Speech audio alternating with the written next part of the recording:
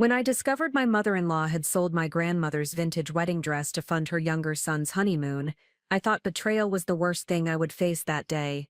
Then Detective Morrison arrived at my doorstep with a warrant, and I realized the theft of my dress was just the beginning of a scandal that would expose 15 years of financial manipulation and transform my understanding of the family I had married into. Before we jump back in, tell us where you're tuning from. And if this story touches you, make sure you're subscribed, because tomorrow I've saved something extra special for you. The afternoon light filtered through the curtains of my childhood bedroom as I carefully lifted the preservation box from the top shelf of my parents' closet. Inside, wrapped in acid-free tissue paper, lay the most precious artifact of my family's history: my grandmother's 1952 wedding dress. The ivory silk had maintained its lustrous beauty despite 7 decades, the intricate beadwork still catching light like scattered stars across the bodice. I had been planning this moment for weeks, anticipating the emotional significance of finally bringing the dress to my own home after 18 months of marriage to David. The dress represented continuity, connection to the strong women who had shaped my family's legacy, and the hope that my own marriage would honor the love and commitment it symbolized. My grandmother, Elena Vasquez, had immigrated to the United States from Mexico in 1950 with nothing but fierce determination and an unwavering belief in the power of hard work. She had saved for 2 years to purchase the silk fabric for her wedding dress, learning intricate beadwork techniques from other women in her immigrant community. The dress represented not just her wedding day, but her triumph over poverty, displacement, and the countless obstacles she had overcome to build a life in a new country. When my grandmother passed away 5 years earlier, she had specifically requested that I inherit the wedding dress. My mother had honored that wish, carefully preserving the gown while waiting for the right moment to pass it along. That moment had finally arrived. David and I were settling into our new home, and I felt ready to accept the responsibility of safeguarding this family treasure for future generations. I drove across town with the preservation box secured in my passenger seat, imagining the perfect place to display the dress in our master bedroom. David had enthusiastically supported the plan when I discussed it with him the previous weekend. He understood the dress's significance to my family and had even suggested we frame a photograph of my grandmother wearing it to hang nearby. The house was quiet when I arrived, which was unusual for a Tuesday afternoon. David typically worked from his home office until 6 o'clock, and I could usually hear the soft sounds of his conference calls or typing from the moment I opened the front door. Instead, I was greeted by silence and the faint scent of his mother's distinctive perfume lingering in the entryway. Patricia Whitmore, my mother-in-law, had a key to our house for emergencies, though she rarely used it without prior arrangement. Her presence in our home during working hours was unexpected, but not necessarily concerning. Perhaps she had stopped by to drop off something for David, or had needed to wait for a repair service at her own house. I carried the preservation box upstairs to our bedroom, planning to find the perfect location before unpacking the dress. The master bedroom faced east, providing gentle morning light that would showcase the gown's intricate details without causing UV damage. I had researched proper display techniques extensively, wanting to honor both the dress's beauty and its preservation needs. As I opened the bedroom door, I immediately noticed something was wrong. The antique armoire that had belonged to David's grandmother stood open, its contents disturbed. Clothing had been moved, hangers were askew, and several items lay on the floor as if someone had been searching through the wardrobe hastily. My first thought was that we had been burglarized. I set down the preservation box and moved carefully through the room, checking for missing items or signs of forced entry. The jewelry box on my dresser remained untouched, containing several valuable pieces that any thief would have taken immediately. The electronics in the room were undisturbed. Nothing of obvious monetary value appeared to be missing. Then I noticed the note propped against my jewelry box, written in Patricia's distinctive handwriting on her personal stationery. The message was brief and matter-of-fact, delivered in the tone she typically used for household announcements or scheduling changes. "Sarah," the note read, "I found your grandmother's wedding dress in David's old room upstairs and realized it would be perfect for Marcus's bride. Since you have been married for over a year and never used it, I assumed you would want it to serve its intended purpose. I took it to the bridal shop this morning for alteration. The proceeds from selling it will help fund Marcus and Jennifer's honeymoon, which they desperately need since they spent all their savings on the wedding ceremony. I am sure you understand this is what family members do for each other during important life transitions. I read the note 3 times before its meaning fully registered. Patricia had taken my grandmother's wedding dress without permission.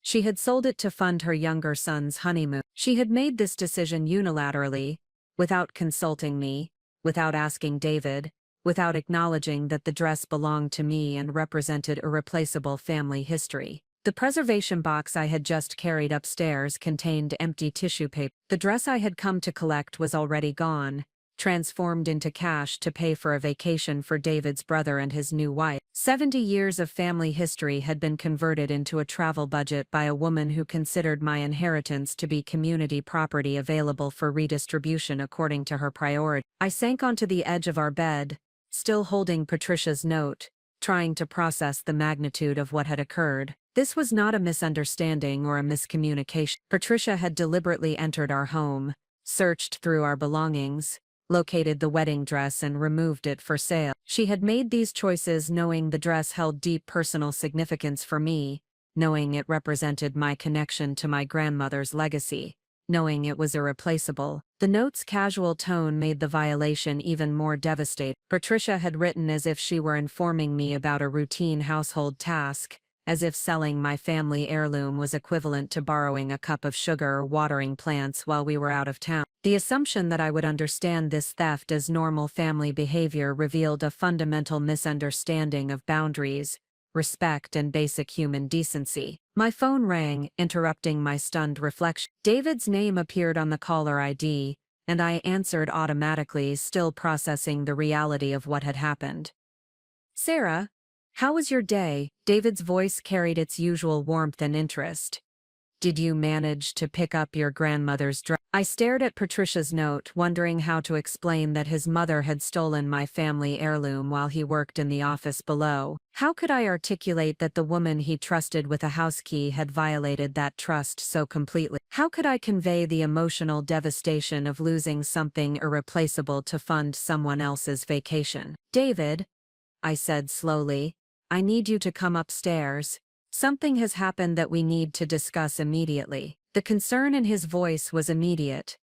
"Are you hurt? What's wrong?" "I am not physically hurt, but your mother has done something that I am struggling to understand. Please come upstairs so we can talk about this together." I heard his chair rolling back from his desk, followed by rapid footsteps on the stair. David appeared in our bedroom doorway within moments, his expression shifting from concern to confusion as he noticed the disturbed armoire and my obvious distress. "What happened here?" he asked, looking around the room. I handed him Patricia's note without speaking, watching his face as he read his mother's explanation for stealing my wedding dress. His expression progressed through the same stages of disbelief I had experienced, beginning with confusion and moving toward recognition of what had actually occurred. "This cannot be accurate," he said finally.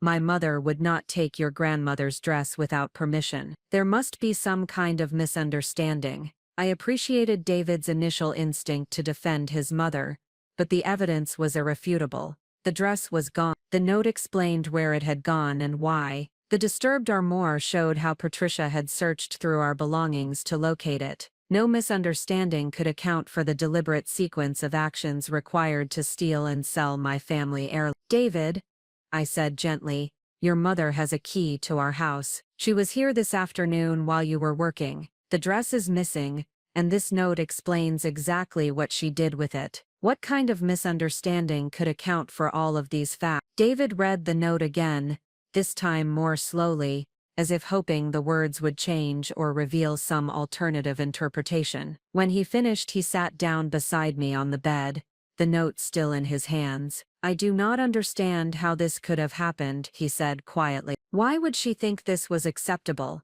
Why would she not ask us first?" Those were precisely the questions I had been asking myself since discovering the note. Patricia was not an impulsive person who made decisions without consideration. She was methodical, organized, and generally respectful of other people's property. The theft of my wedding dress represented such a dramatic departure from her normal behavior that it suggested something deeper was occurring within David's family. "Has Marcus asked your family for money for his honeymoon?" I asked. David's pause told me everything I needed to know before he spoke. "Marcus and Jennifer have been having some financial difficulties since the wedding. They spent more than they had originally budgeted, and they were worried about having to cancel their honeymoon plans. So your mother knew they needed money for their trip." "Yes, but that does not explain why she would take your dress without asking. Even if she wanted to help Marcus, surely she would have discussed it with us first." I studied David's face, recognizing the genuine confusion and distress he was experiencing. He was trying to reconcile his understanding of his mother as a reasonable, respectful person with the evidence of her shocking breach of boundaries. The cognitive dissonance was creating emotional turmoil that mirrored my own struggle to comprehend what had happened. "We need to call your mother," I said. "We need to understand her reasoning and determine whether the dress can be recovered." Preparing and narrating this story took us a lot of time, so if you are enjoying it, subscribe to our channel. It means a lot to us. Now back to the story. David nodded, reaching for his phone with obvious reluctance. The conversation ahead would be difficult for him, requiring him to confront his mother about behavior that violated fundamental principles of respect and consent. But the alternative was allowing the theft to stand unchallenged, accepting that my family heirloom had been permanently converted into funding for someone else's vacation. The phone rang 4 times before Patricia answered, her voice carrying the cheerful tone she typically used when speaking with David. "Hello, darling. How are you this afternoon?" "Mom?" David said, putting the call on speaker so I could participate in the conversation.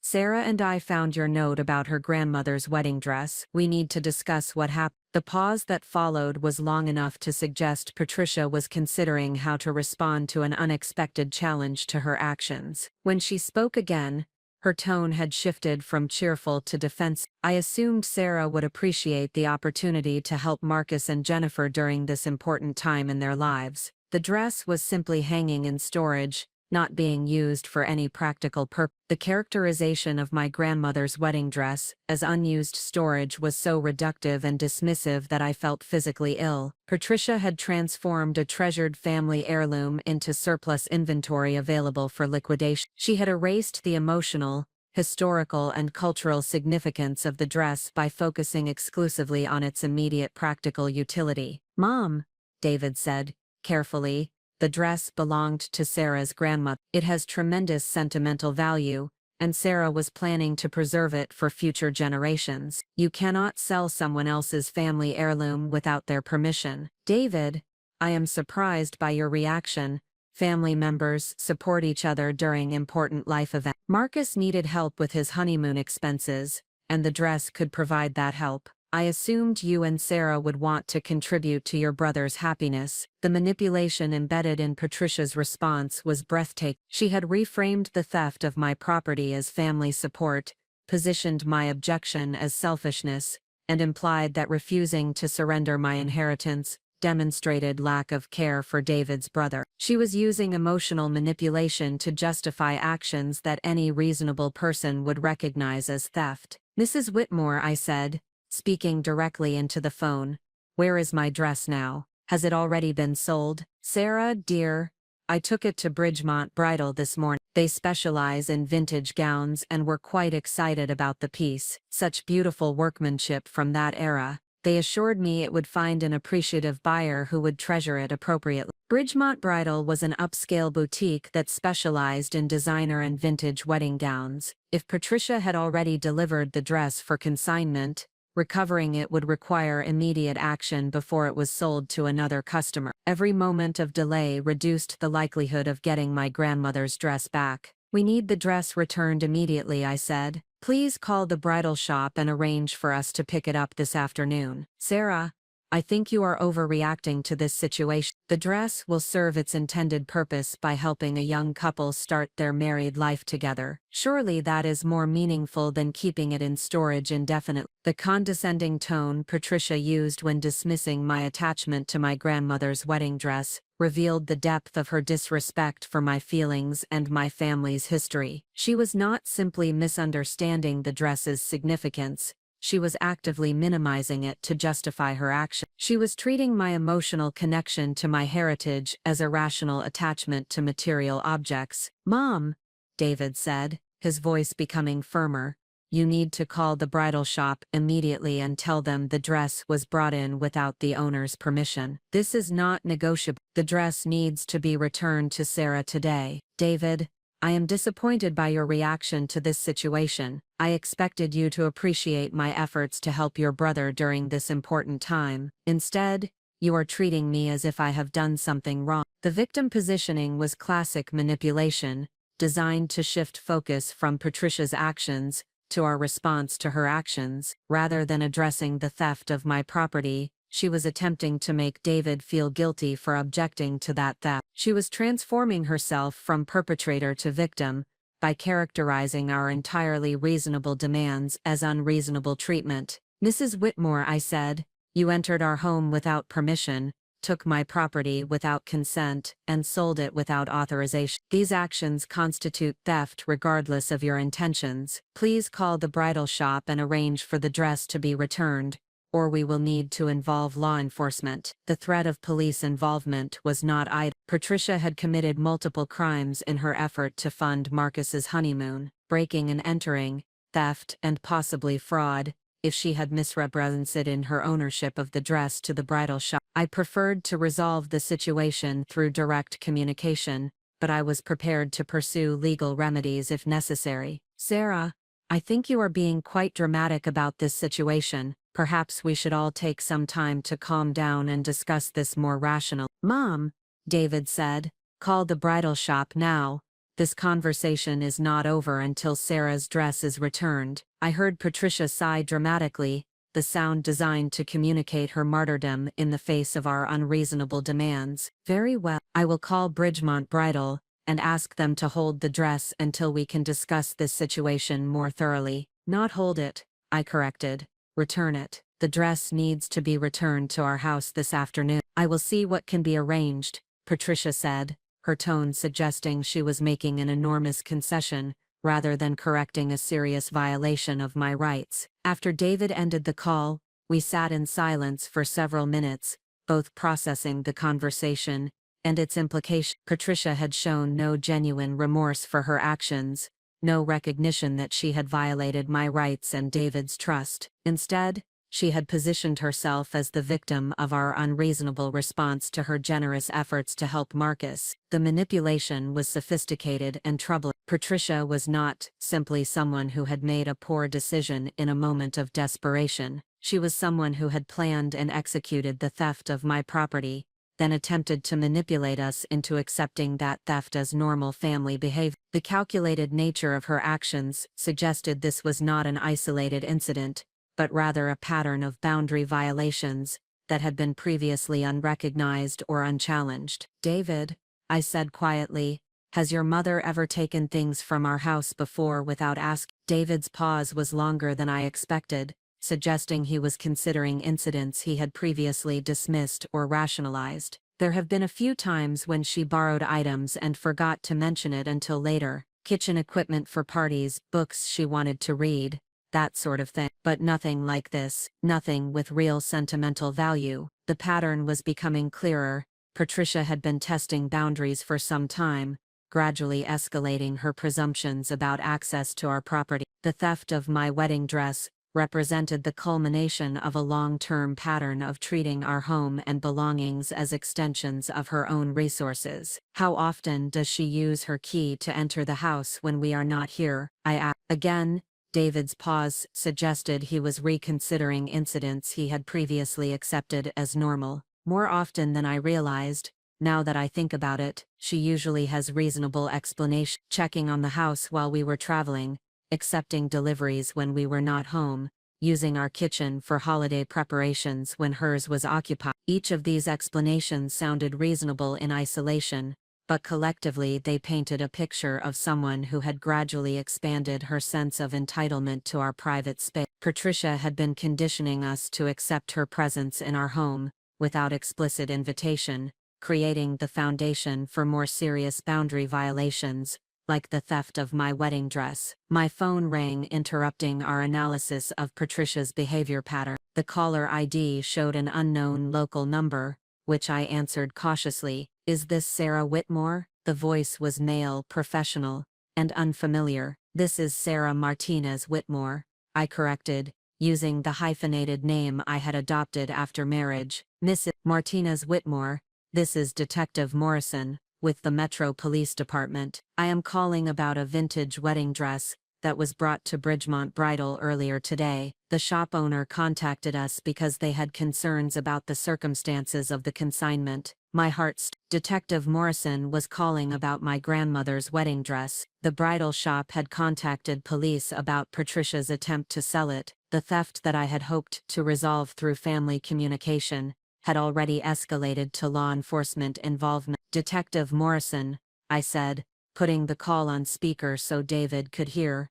"What concerns did the bridal shop have?" The woman who brought in the dress claimed to be the owner, but when the shop staff began the appraisal process, they discovered several inconsistencies in her story. The dress appears to be a family heirloom from the 1950s, but the woman claimed it was her own wedding dress from 1983. When they asked for documentation of ownership, she became defensive and left the shop abruptly. Patricia had lied to the bridal shop about owning my grandmother's dress. She had not simply omitted the fact that she lacked permission to sell it. She had actively misrepresented herself as the rightful owner. The lie transformed her actions from family boundary violation to criminal fraud. "Detective Morrison," I said carefully, "that dress belongs to me. It was my grandmother's wedding dress, and the woman who brought it to the shop is my mother-in-law. She took it from our house without permission." "I see. Are you interested in pressing charges for theft?" The question hung in the air between David and me. Pressing charges against his mother would formalize the conflict and potentially result in serious legal consequences for Patricia, but failing to press charges would send the message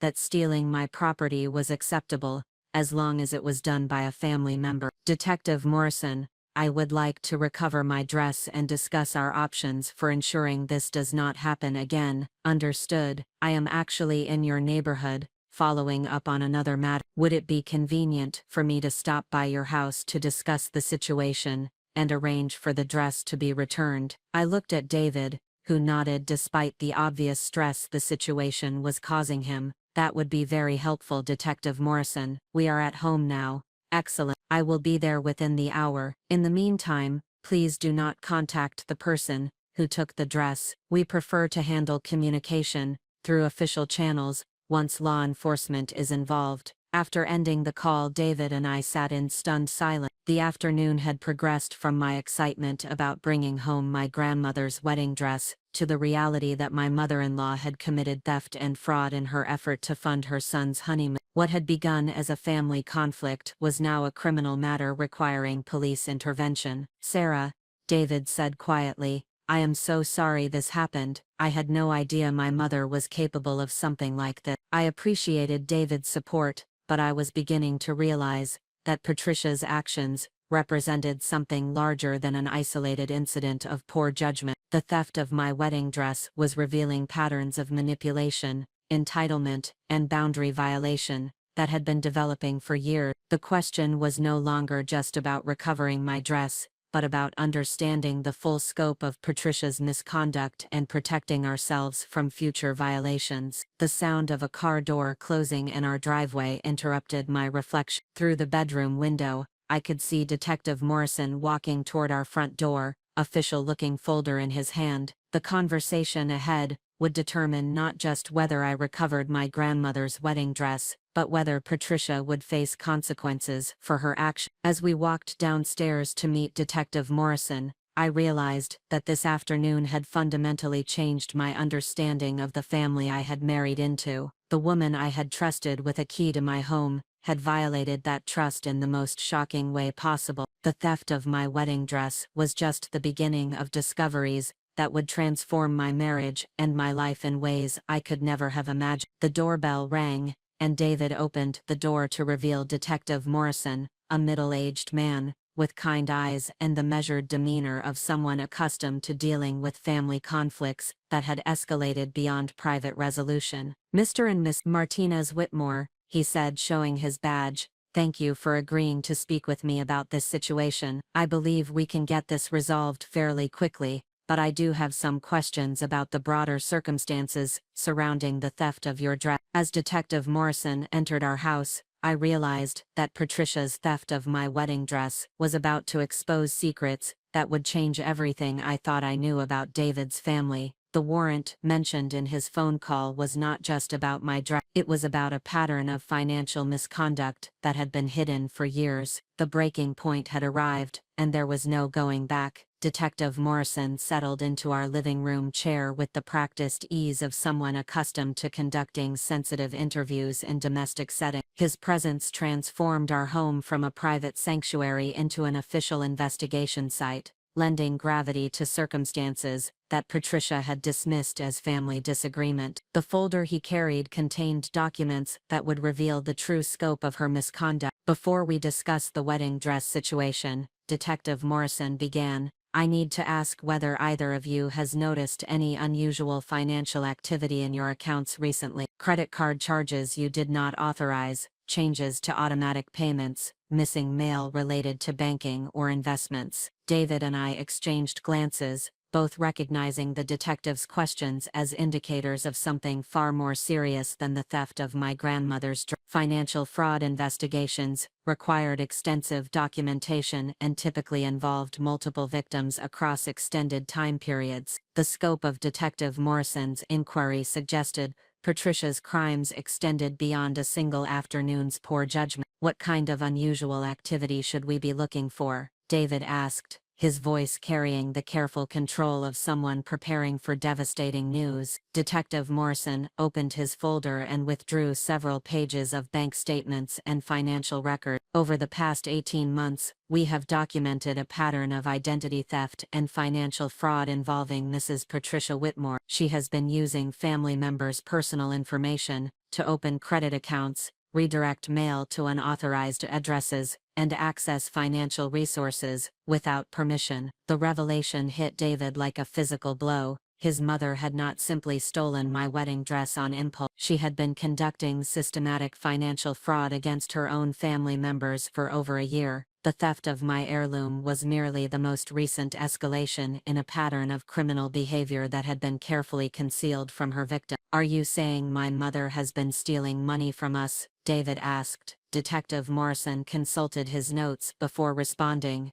"Mrs. Whitmore has opened 3 credit cards using your personal information, with statements redirected to a post office box she controlled. The combined balance on these accounts is approximately $47,000. She has also accessed your mother's retirement account using forged documents, withdrawing nearly $25,000 over the past year." My grandmother's wedding dress represented family heritage and emotional connection, but Patricia had stolen far more than sentimental treasures. She had systematically plundered David's financial security and violated his deceased mother's legacy. The woman we had trusted with a house key had been using that access to gather information for identity theft and fraud. "How is this possible?" I asked. "How could she open accounts without David's knowledge?" Detective Morrison explained the mechanisms Patricia had used to conceal her crime. She had intercepted mail delivery to gather personal information. She had used her access to our home to photograph documents containing social security numbers and account information. She had established mail forwarding to redirect financial statements and prevent discovery of authorized accounts. The sophistication of Patricia's fraud operation contradicted her presentation as a loving mother and grandmother who had made an isolated mistake. This was organized crime conducted by someone with extensive knowledge of financial systems and identity theft techniques. The theft of my wedding dress was not a momentary lapse in judgment, but rather the action of someone comfortable with stealing from family members. "Why did you begin investigating Mrs. Whitmore?"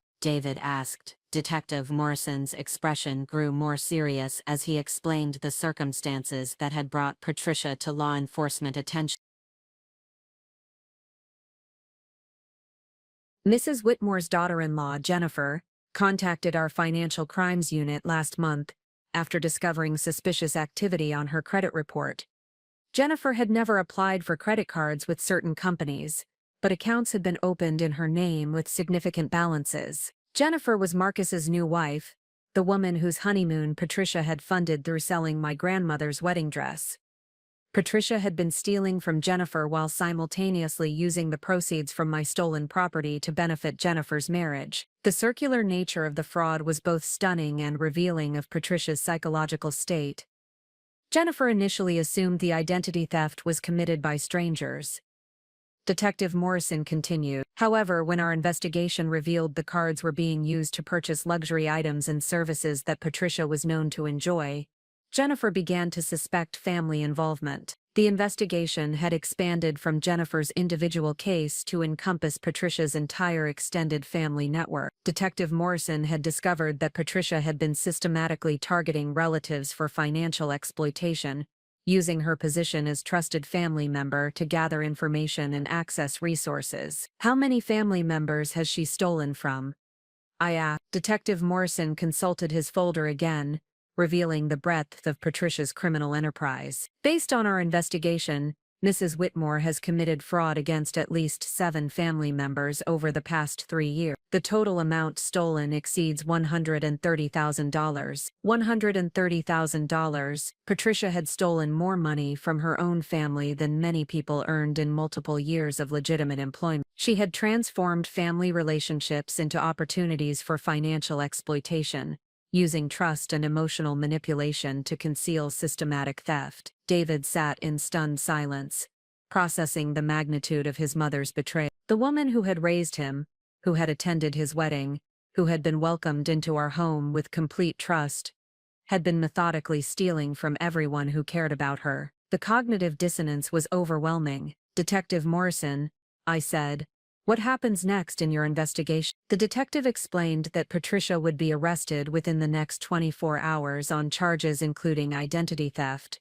credit card fraud, elder abuse, and theft. The warrant he carried authorized search of her residence to recover stolen property and gather evidence of additional crime. My grandmother's wedding dress was just one item among many that needed to be returned to rightful owners. "Will we recover the money she stole from our accounts?" David asked. Detective Morrison's response was measured but not particularly optimistic. Financial recovery in identity theft cases depended on multiple factors including asset availability, insurance coverage, and cooperation from financial institutions. Patricia had spent most of the stolen money on luxury purchases and travel expenses, leaving limited assets for victim compensation. "The good news," Detective Morrison added, "is that identity theft victims are typically not held responsible for fraudulent charges once the crimes are properly documented. Your credit reports will need to be corrected, and you will need to work with banks to resolve unauthorized accounts,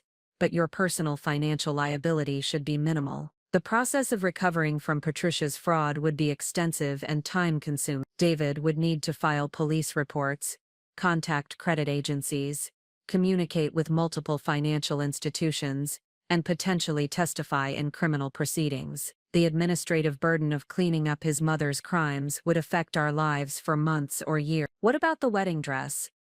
I asked. Detective Morrison smiled for the first time during our conversation. "Your dress is being held as evidence currently, but it will be returned to you once we complete documentation." Bridgemont Bridal was very cooperative with our investigation. They suspected something was wrong when Mrs. Whitmore could not provide adequate ownership documentation. The bridal shop's caution had prevented my grandmother's dress from being sold to another customer, but it had also initiated the police investigation that revealed Patricia's extensive criminal activity. What had begun as my effort to preserve family heritage had uncovered a fraud operation that affected multiple victims across several years. Is there anything else we should know about Mrs. Whitmore's activities? David asked. Detective Morrison's pause suggested he was considering how much additional information to share during this initial interview. There are some other matters we are investigating, but I cannot discuss those details at this time. I would recommend that you change all your passwords, review your financial accounts carefully, and consider whether Mrs. Whitmore has had access to other personal information that could be used for fraudulent purposes. The recommendation to change passwords implied that Patricia's crimes might extend into digital fraud as well. She had apparently been using every available method to gather and exploit personal information belonging to family members. The violation of trust was so comprehensive that it would require extensive effort to secure our privacy and financial safety. After Detective Morrison left our house with promises to keep us informed about the investigation's progress, David and I sat in our living room trying to process the afternoon's revelation. The theft of my wedding dress had been traumatic enough, but learning about Patricia's systematic fraud against multiple family members transformed our understanding of her character and motivations. I feel like I never knew my mother at all, David said quietly. How could someone maintain such an elaborate deception for years while acting like a loving family member? The question touched on fundamental issues of trust, family loyalty, and psychological manipulation. Patricia had not simply committed crimes. She had weaponized emotional relationships to facilitate those crimes. She had used David's love and respect for her to gain access to our home and personal information. She had exploited my desire to build positive relationships with his family to gather intelligence for identity theft. David, I said gently, this is not your fault. You could not have known what she was doing because she deliberately concealed it. The sophisticated nature of her crimes suggests this was planned and executed by someone with extensive experience in fraud. But even as I offered comfort to my husband, I was struggling with my own questions about warning signs I might have missed. Patricia's sense of entitlement to our possessions, her frequent presence in our home, her detailed knowledge of our financial situation and personal plans. Had these been indicators of criminal intent rather than normal family interest? I thought back through 2 years of interactions with Patricia, searching for moments that might have revealed her true character, the occasions when she had borrowed items without asking permission, the times she had arrived at our house unexpectedly and seemed to know more about our activities than we had shared with her. The subtle comments about our spending habits and financial decisions that had seemed like maternal concern rather than intelligence gathering. We need to warn Marcus and Jennifer about what we have learned, I said. If your mother has been stealing from Jennifer, they deserve to know the full scope of what has happened. David nodded, though his expression showed reluctance to initiate what would undoubtedly be a painful conversation with his younger brother. Marcus had always been Patricia's favorite child, receiving preferential treatment and support that David had accepted as normal family dynamic. Learning that their mother was a criminal who had stolen from his wife would devastate Marcus's understanding of his family relationships. Marcus is not going to believe this initially, David said. He has always seen Mom as someone who sacrifices for her children. The idea that she would steal from us will contradict everything he believes about her character. The prediction proved accurate when David called Marcus that evening to arrange an urgent family meeting. Marcus's initial response was defensive disbelief, followed by anger at what he perceived as attacks on their mother's reputation. The conversation escalated into argument before David was able to convey the seriousness of law enforcement involvement. Marcus, David finally said, the police are investigating Mom for financial fraud. They have evidence that she has stolen money from multiple family members including your wife. This is not a misunderstanding or a family dispute. This is criminal activity that has been documented by law enforcement. The silence that followed lasted long enough that David wondered if the call had been disconnected. When Marcus spoke again, his voice carried a different quality, the sound of someone whose worldview was crumbling under the weight of undeniable evidence. Are you saying Mom stole money from Jennifer? Marcus asked. David explained what Detective Morrison had told us about unauthorized credit accounts and identity theft. He described the investigation's scope and the timeline for Patricia's arrest. He attempted to prepare Marcus for the legal proceedings that would affect their family for months or years. I do not understand how this is possible, Marcus said. Mom helped us with wedding expenses. She has been supportive throughout our engagement and marriage. Why would she steal from Jennifer while helping us financially? The question revealed the psychological complexity of Patricia's crime. She had been simultaneously helping and harming the same people, using stolen money to fund gifts and support that created emotional debt and gratitude. The manipulation was so sophisticated that her victims had been grateful for assistance funded through theft of their own resources. Marcus, I said, joining the conversation, your mother sold my grandmother's wedding dress today to fund your honeymoon. She stole a family heirloom from our house and lied to a bridal shop about owning it. This was not someone making a mistake. This was someone comfortable with taking whatever she wanted from family members. The example of my wedding dress provided concrete evidence that Patricia's crimes were personal and deliberate rather than abstract financial misconduct. She had physically entered our home, searched through our belongings, and removed something irreplaceable to convert into cash for Marcus's benefit. The intimate nature of the violation was impossible to rationalize or minimize. Sarah, Marcus said quietly, I had no idea Mom took your dress. Jennifer and I would never have accepted money if we had known it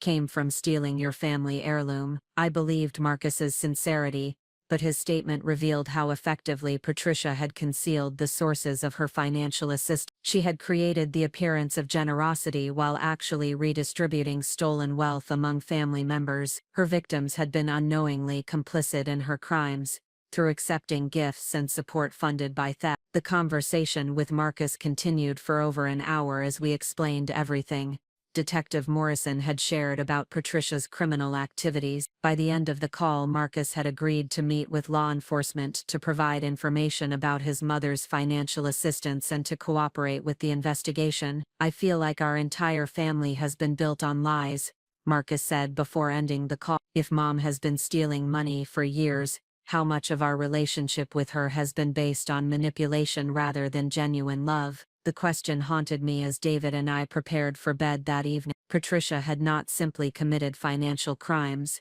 she had corrupted the emotional foundation of family relationships by using stolen resources to create artificial bonds and obligations. The gifts, support and assistance she had provided were not expressions of maternal love, but rather investments in maintaining access to future victims. I thought about my grandmother Elena, whose wedding dress represented authentic sacrifice and genuine love. Elena had saved for 2 years to purchase fabric for her wedding gown, working extra hours and forgoing personal luxuries to afford something beautiful for her special day. The dress embodied values of honest work, delayed gratification, and commitment to building something meaningful through ethical effort. Patricia had stolen that dress to fund a vacation paid for with someone else's money. She had transformed my grandmother's legacy of integrity into a tool for perpetuating fraud and deception. The violation was not just personal but generational, representing the corruption of values that had been passed down through decades of family history. That night, I lay awake thinking about the warning signs I had missed, and the red flags I had rationalized as normal family dynamics. Patricia's behavior had been consistently problematic, but I had attributed her boundary violations to generational differences or cultural misunderstandings, rather than recognizing them as indicators of someone comfortable with taking whatever she wanted from others. The theft of my wedding dress had been shocking because I had never imagined Patricia was capable of such blatant disrespect, but in retrospect, the theft was simply the most obvious manifestation of attitudes and behaviors she had displayed for years. Her sense of entitlement to our possessions, her presumption of authority over our decisions, her manipulation of family obligations to justify boundary violations, all of these had been preparation for more serious crime. I realized that recovery from Patricia's betrayal would require more than just correcting financial records and pressing criminal charges. David and I would need to rebuild our understanding of family relationships, based on authentic respect and genuine boundaries, rather than obligation and manipulation. We would need to develop skills for recognizing and responding to emotional manipulation that had been disguised as family loyalty. The theft of my grandmother's wedding dress had revealed that the family I thought I had married into was largely an illusion created through systematic deception and financial manipulation. But the same revelation that destroyed my assumptions about Patricia also clarified my own values and priorities. I would not allow someone else's criminality to diminish my commitment to honesty, integrity, and authentic relationship. Detective Morrison had promised to return my grandmother's dress once the evidence documentation was complete. When that day arrived, I would display the gown with even greater appreciation for what it represented, not just my grandmother's love and sacrifice, but the enduring power of authentic values to survive attempts at corruption and destruction. The foundation of lies that Patricia had built was crumbling under the weight of criminal investigation and family confrontation. But from that destruction would emerge something stronger and more genuine: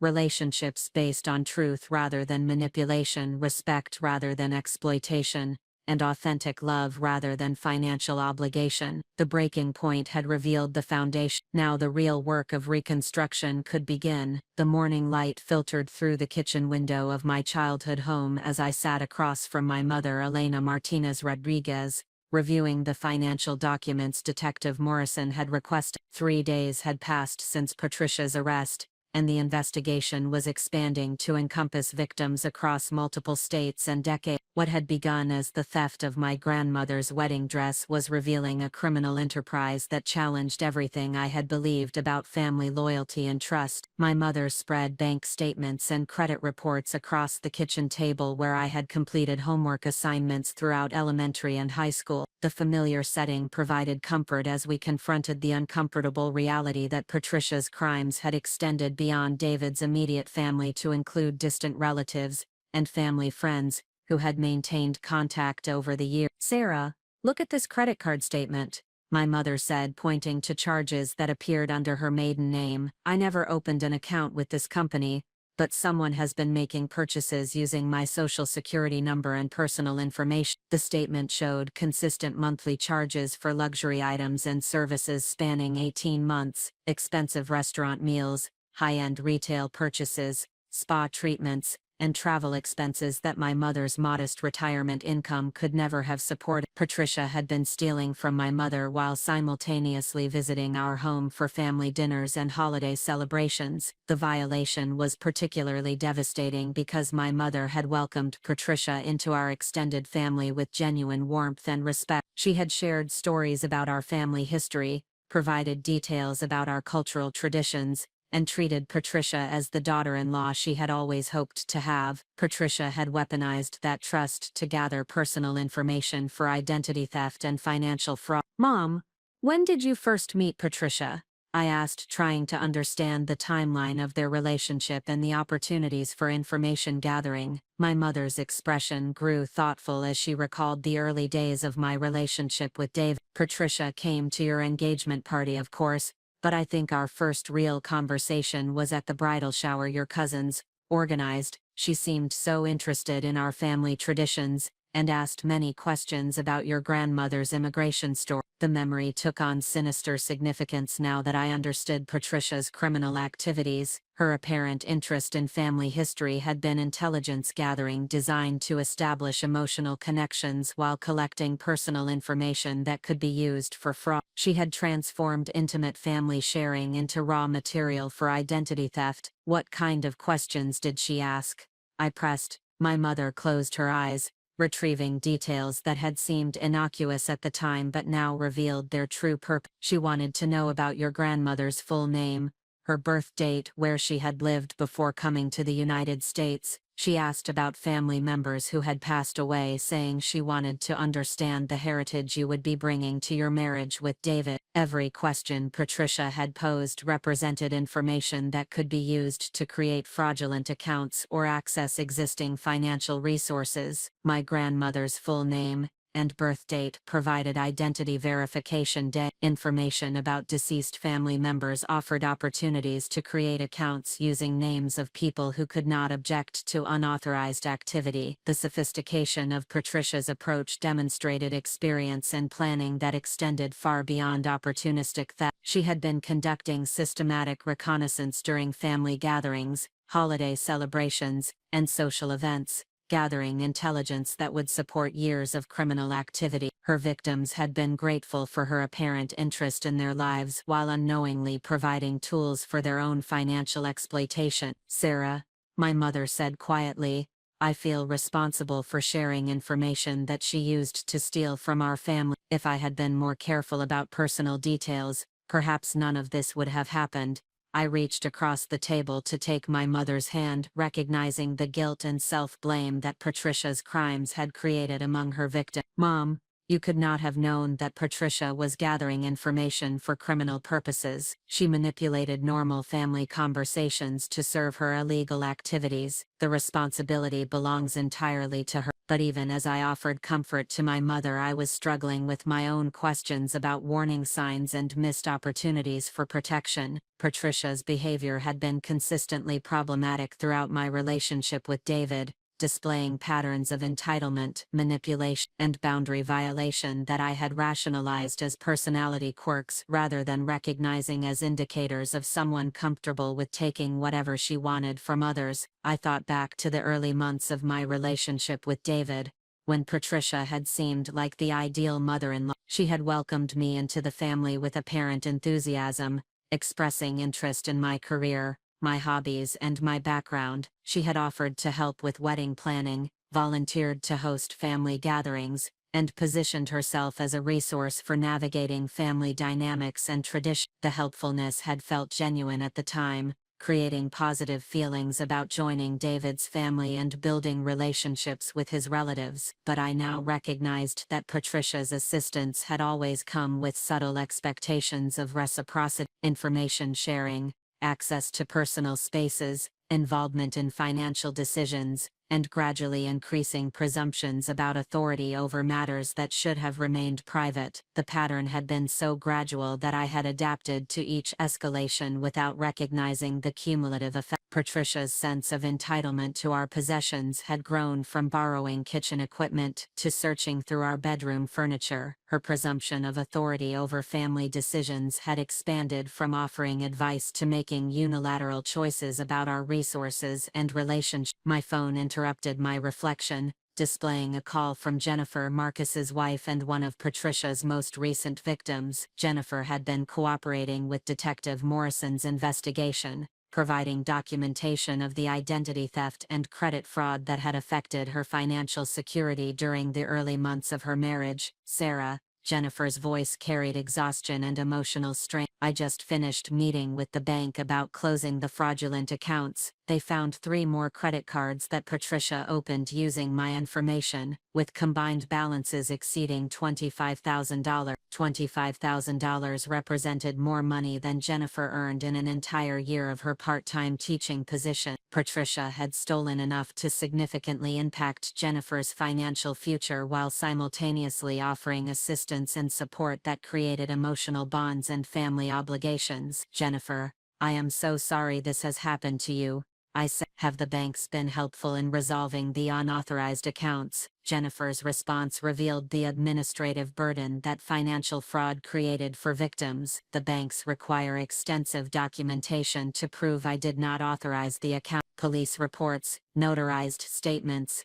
identity verification, and detailed timelines of when I first became aware of the fraud. The process will take months to complete, and there is no guarantee that all the charges will be removed from my credit report." The impact extended beyond immediate financial damage to include long-term consequences for Jennifer's ability to secure housing, employment, and future credit. Patricia's crimes had potentially compromised Jennifer's economic stability for years, while creating administrative obligations that would consume time and energy that should have been devoted to building her new marriage and career. "Has Marcus been supportive throughout this process?" Jennifer's pause suggested complexity in her relationship with her new husband, as they navigated the reality of his mother's criminal behavior. Marcus is trying to be supportive, but he is struggling with his own feelings about his mother. He feels guilty about accepting money for our wedding and honeymoon that came from stolen sources. He also feels responsible for not recognizing warning signs in his mother's behavior. The guilt and self-blame were affecting multiple family members as they processed the scope of Patricia's deception and manipulation. Each victim was questioning their own judgment, wondering how they had failed to recognize criminal behavior, and struggling with feelings of complicity in crimes they had unknowingly benefited from. "Jennifer," I said, "none of us could have known what Patricia was doing because she deliberately concealed her criminal activities. The sophisticated nature of her fraud demonstrates experience and planning that extended over years. You and Marcus are victims of her crimes, not accomplices." But the reassurance felt inadequate given the emotional complexity of discovering that family relationships had been built on systematic deception and financial manipulation. Patricia had not simply stolen money, she had corrupted the foundation of trust and emotional connection that made family bonds meaningful and sustainable. After ending the call with Jennifer, I returned to reviewing financial documents with my mother, searching for additional evidence of Patricia's crimes while trying to understand the full scope of her criminal enterprise. The documentation revealed a pattern of targeting family members during vulnerable periods when they were likely to share personal information or seek financial assistance. My mother had been victimized shortly after my father's death, when she was grieving and managing complex estate matters that required sharing personal information with family members who offered help and support. Patricia had positioned herself as a helpful resource while gathering intelligence that would support years of identity theft and financial fraud. Other family members had been targeted during major life transitions, including marriage, divorce, retirement, and health crises. Patricia had weaponized normal family support systems, using offers of assistance and emotional comfort to create opportunities for information gathering and resource access. The timeline of victimization revealed strategic planning that contradicted any explanation of impulse or desperation. Patricia had been conducting systematic criminal activity for over 5 years, carefully selecting targets and methods to maximize financial gain while minimizing risk of discovery. "Sarah,"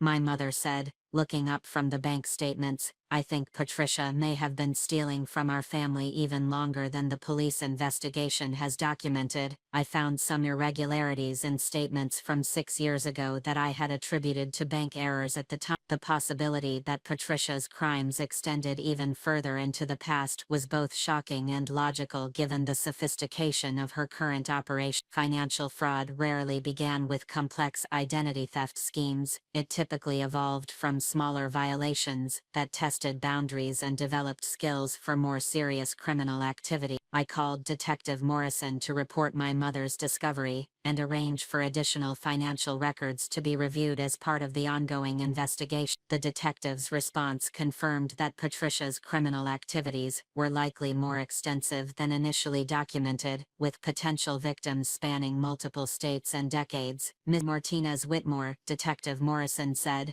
"we have been contacted by law enforcement agencies in 3 other states regarding similar financial fraud cases involving Mrs. Whitmore. The pattern of family targeting and identity theft appears to have been her primary criminal activity for at least 8 years, 8 years of systematic family victimization." Patricia had been stealing from relatives and family friends for nearly the entire duration of my relationship with David. Every family gathering, holiday celebration, and social event had been an opportunity for criminal reconnaissance and victim identification. The revelation transformed my understanding of every interaction I had witnessed between Patricia and other family members. Her apparent interest in people's lives, her offers of assistance during difficult periods, her request for personal information to maintain family connections, all of it had been criminal activity disguised as normal family behavior. "Detective Morrison," I asked, "has Patricia provided any explanation for her criminal activities during questioning?" The detective's response revealed Patricia's continued manipulation and refusal to accept responsibility for her crimes. "Miss Whitmore maintains that she was helping family members by by redistributing resources from those who had more to those who needed assistance. She characterizes her activities as family financial management rather than theft. The rationalization was consistent with Patricia's response to stealing my grandmother's wedding dress. She had positioned herself as a benevolent family coordinator who made decisions about resource allocation based on her assessment of need and priority. The self-serving interpretation eliminated any recognition of consent, ownership rights, or the devastating impact of her crimes on victims. Mrs. Whitmore appears to believe that family resources should be available for her management and distribution according to her judgment. Detective Morrison continued. She shows no recognition that her activities constituted theft or fraud. The psychological profile suggested someone who had fundamentally distorted understanding of family relationships, personal boundaries, and property rights. Patricia had created an internal narrative that justified unlimited access to other people's resources, while positioning herself as a generous coordinator rather than a criminal predator. That evening, David and I met with a financial advisor who specialized in identity theft recovery to develop strategies for protecting our financial security and repairing damage caused by Patricia's crimes. The advisor reviewed our credit reports, account histories, and documentation of fraudulent activity to create a comprehensive recovery plan. The good news, the advisor explained, is that you discovered the fraud relatively quickly compared to many identity theft cases. The sooner victims identify and report criminal activity, the easier it becomes to reverse damage and prevent additional losses. The recovery process would require months of communication with financial institutions, credit reporting agencies, and law enforcement to document Patricia's crimes and correct fraudulent accounts. We would need to monitor our credit reports continuously, implement enhanced security measures for all financial accounts, and maintain detailed records of recovery efforts for potential legal proceedings. Have you considered the possibility that Ms. Whitmore may have shared your personal information with other individuals who could continue criminal activities even after her arrest? The advisor asked.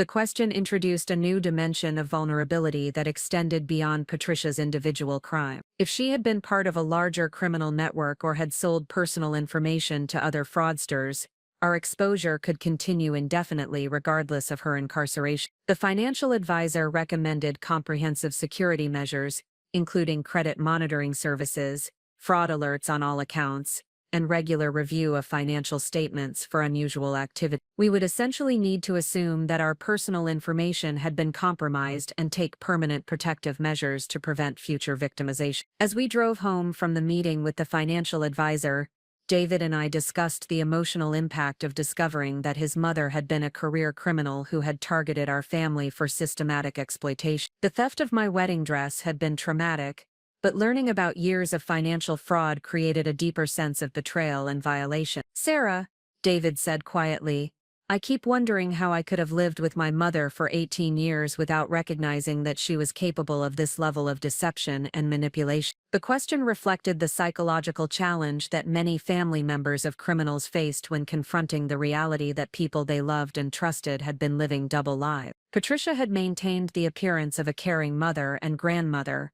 while conducting extensive criminal activities that victimized the very people she claimed to love. David, I said, children are not responsible for detecting criminal behavior in their parents. Patricia deliberately concealed her activities because she knew they were wrong. The sophistication of her deception demonstrates years of practice in maintaining false appearances. But I understood David's struggle to reconcile his childhood memories with current reality. Patricia had presumably displayed the same manipulative and entitled behaviors during his upbringing, but those behaviors would have seemed normal to a child who had no alternative framework for comparison. I thought about the world David had grown up in, where his mother's sense of entitlement and boundary violations had been presented as normal family dynamics, where questioning her authority or resisting her demands had been characterized as disrespectful or ungrateful, where her manipulation and control had been disguised as love and protection. The criminal investigation was revealing that Patricia's behavior toward our family was consistent with patterns that had existed throughout David's childhood. The difference was that as adults, We had resources and independence that allowed us to recognize and resist her manipulation in ways that had not been possible when David was dependent on her for basic needs and emotional security. The world before Patricia's arrest had been built on systematic deception that affected multiple generations of family relationships. Understanding the scope of that deception was painful, but it was also the foundation for building something authentic and healthy in its place. The breaking point had revealed the world before.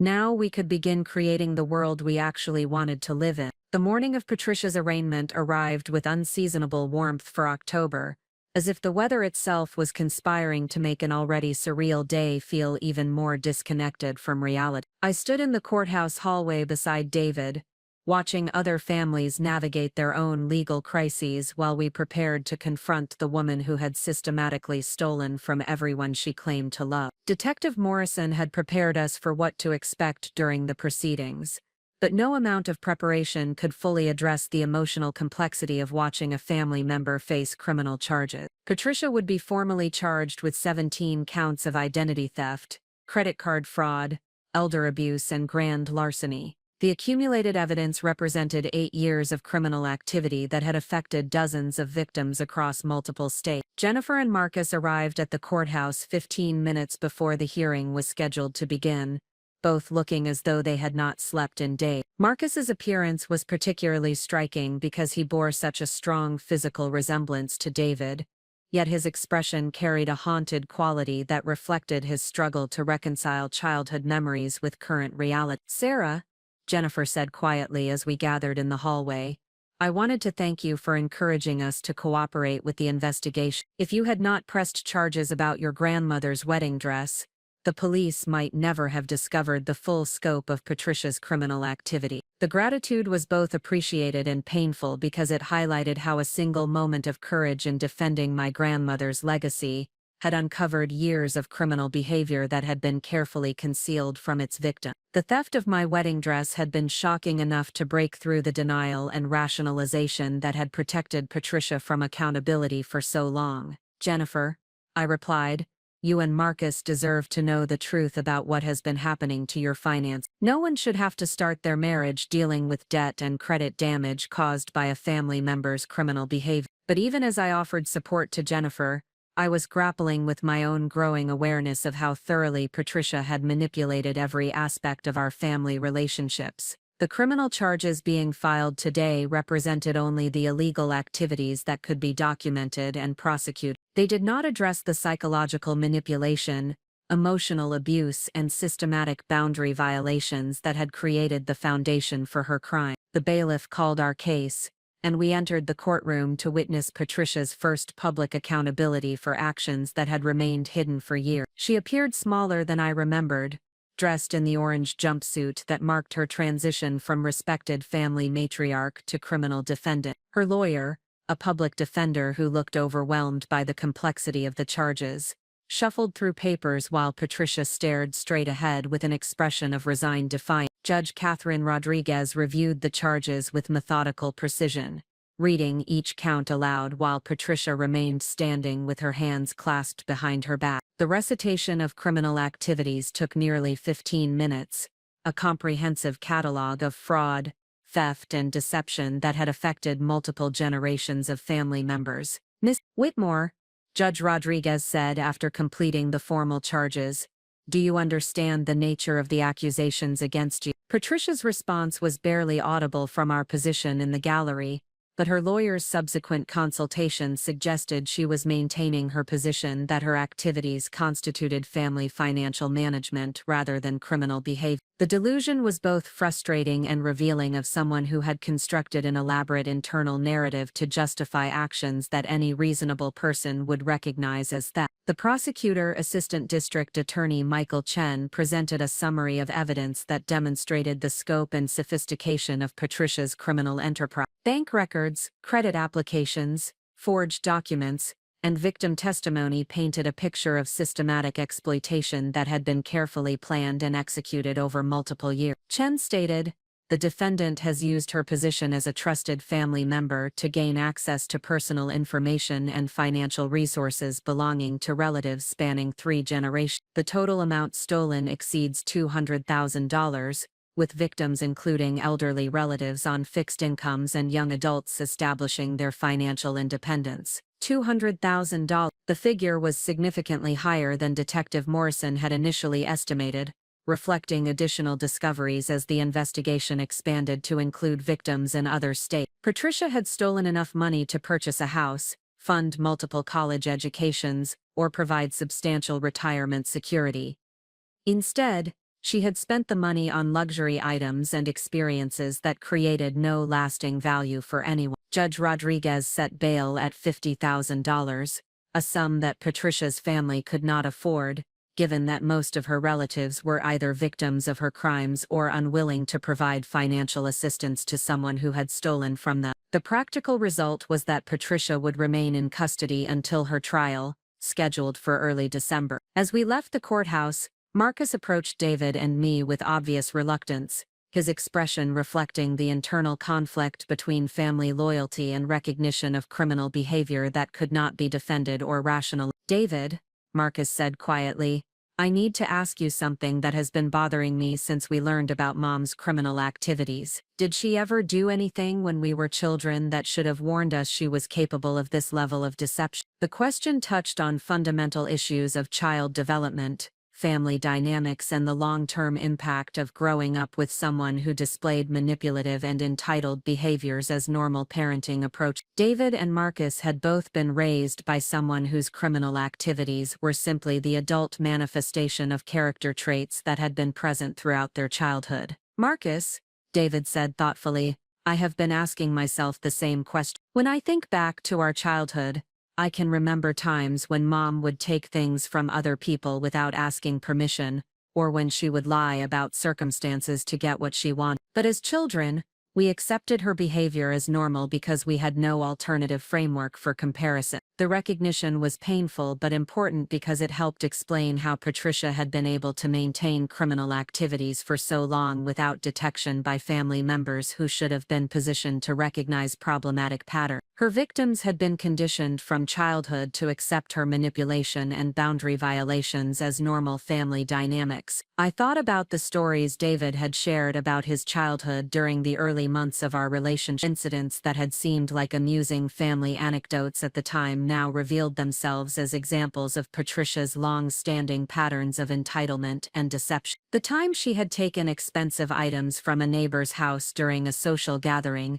claiming she was borrowing them temporarily but never returning them. The occasions when she had opened mail addressed to other family members, justifying the privacy violations as concern for their welfare. The financial decisions she had made on behalf of elderly relatives without their knowledge or consent, positioning her unauthorized control as helpful management. "David," I said gently, "children are not responsible for recognizing criminal behavior in their parents. Patricia's ability to maintain criminal activities for years demonstrates sophisticated deception skills that would be difficult for anyone to detect, especially people who trusted her and had emotional investments in believing she was a good person." But the conversation was highlighting broader questions about the psychological impact of growing up with someone whose behavior normalized manipulation, boundary violations, and systematic disrespect for other people's rights and property. David and Marcus had both learned relationship patterns from someone whose approach to family interactions was fundamentally exploitative,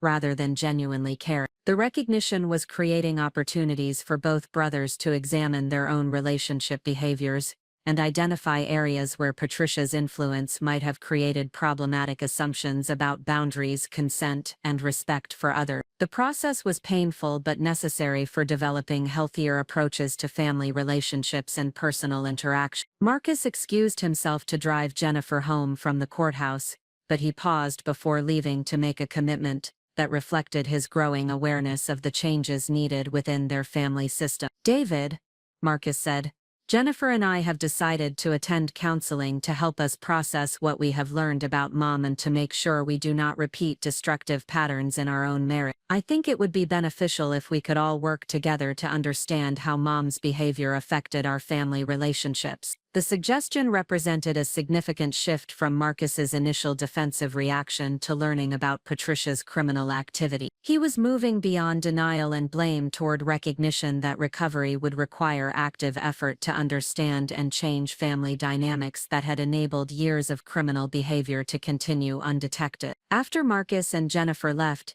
David and I walked to a nearby coffee shop to decompress from the emotional intensity of watching Patricia face criminal charges while processing our own growing awareness of how thoroughly she had manipulated our family relationship. The courthouse experience had been necessary but draining, forcing us to confront the reality that someone we had trusted completely had been systematically exploiting that trust for criminal purposes. "Sarah," David said as we settled into a quiet corner booth, "I keep wondering how different our marriage might have been if we had recognized Mom's manipulative behavior earlier. How many decisions did we make based on her influence that we would have chosen differently if we had understood her true character?" The question was both impossible to answer and important to consider because it highlighted how Patricia's manipulation had extended beyond financial theft to include psychological influence over major life decisions. Her opinions, advice, and emotional pressure had shaped choices about housing, career priorities,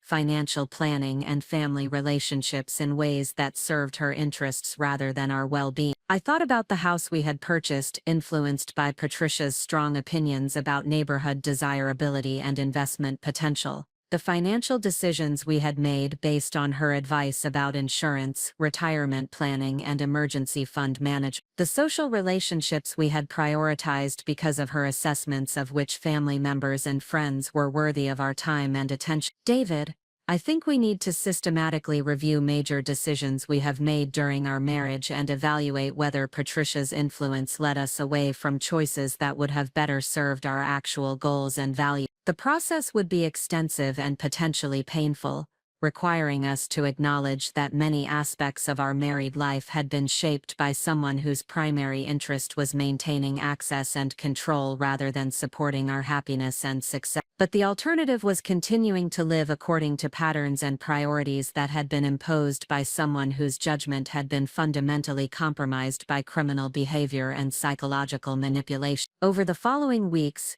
David and I began the process of examining our relationship history with new awareness of Patricia's manipulative influence. We reviewed financial decisions, housing choices, career priorities, and family relationships to identify areas where her opinions and pressure had diverted us from paths that would have better aligned with our authentic values and goals. The analysis revealed patterns of manipulation that had been invisible when they were occurring but became obvious in retrospect. Patricia had consistently encouraged decisions that increased our financial obligations and reduced our independence, making us more vulnerable to her influence and more dependent on her assistance. She had promoted social isolation from family members and friends who might have provided alternative perspectives or support networks. She had fostered career choices that limited our geographic mobility and financial flexibility. The recognition was both disturbing and liberating because it explained feelings of dissatisfaction and constraint that we had experienced throughout our marriage without understanding their source. We had attributed our struggles to normal adjustment challenges or external circumstances, rather than recognizing them as consequences of systematic manipulation by someone who benefited from our decreased independence and increased vulnerability. "Sarah," David said during one of our review sessions, "I think Mom deliberately encouraged us to buy a house that was more expensive than we could comfortably afford because it created financial pressure that made us more likely to accept her help and less likely to resist her involvement in our decision." The insight was particularly significant because our housing costs had indeed created financial stress that had influenced numerous subsequent decisions about career priorities, social activities, and family planning. Patricia had positioned herself as a helpful resource during periods of financial difficulty while actually being the primary cause of that difficulty through her manipulation of our housing choice. Similar patterns emerged in other areas of our decision-making. Patricia had encouraged David to accept job opportunities that required longer hours and more travel, reducing his availability for household management and making us more dependent on her assistance with practical matters. She had promoted my career choices that were personally fulfilling but financially limiting, creating economic imbalance that increased our reliance on David's income and reduced my independence. The systematic nature of Patricia's influence was both comprehensive and subtle, creating cumulative effects that shaped our entire approach to married life while remaining difficult to identify as manipulation. She had been conducting psychological operations designed to increase her control and access while making her victims grateful for assistance that was actually creating the problems it claimed to solve. The awakening process was gradual but accelerating as we developed skills for recognizing manipulation tactics and emotional pressure that we had previously accepted as normal family dynamics. Each new insight provided tools for identifying similar patterns in current relationships and decision-making process. The most significant realization was that Patricia's criminal activities were simply the most obvious manifestation of psychological and emotional abuse that had been affecting our family for years. The theft of money and property was devastating, but the theft of autonomy, self-confidence, and authentic decision-making was equally damaging and more difficult to quantify or prosecute. Recovery would require not just addressing financial damage and legal consequences,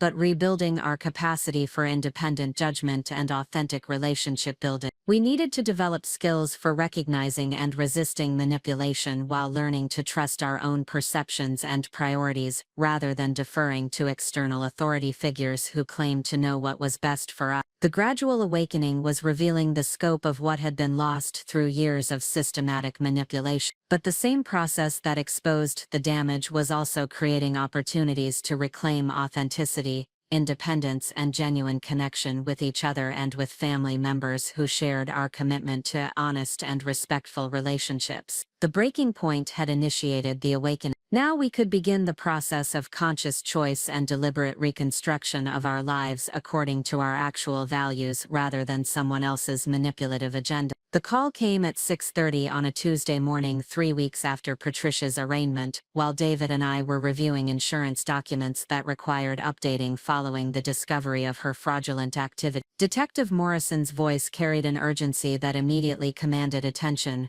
suggesting developments in the investigation that would demand our immediate response. "Martinez Whitmore," Detective Morrison said, "we need to meet with you and your husband this morning regarding new evidence that has emerged into Patricia Whitmore's case. Can you be at the police station by 9 o'clock? The request carried implications that extended beyond routine case updates. Detective Morrison's tone suggested discoveries that would require witness testimony, additional documentation, or strategic decisions about prosecution approaches. The formal setting indicated information too sensitive for telephone discussion. David and I arrived at the police station to find Jennifer and Marcus already seated in the conference room, both appearing as though they had received similarly urgent morning calls. The presence of additional family members suggested that the new evidence affected multiple victims, or revealed criminal activities that had not been previously documented. Detective Morrison entered the conference room carrying several file folders and a laptop computer, accompanied by Assistant District Attorney Chen and a federal investigator whose presence indicated that Patricia's crimes had attracted attention from agencies beyond local law enforcement. The expanded investigation team suggested criminal activities that crossed state lines or involved federal financial institutions. "Thank you all for coming on short notice," Detective Morrison began. "Yesterday evening we executed a search warrant at Patricia Whitmore's residence and discovered evidence that significantly expands the scope of her criminal activities. What we found requires immediate attention from her victims and may necessitate additional criminal charges." The detective opened his laptop and displayed photographs of documents, financial records, and personal items that had been seized during the search. The images revealed a level of organization and systematic planning that transformed our understanding of Patricia's criminal enterprise from opportunistic theft to professionally executed fraud operations. Whitmore maintained detailed records of her criminal activities.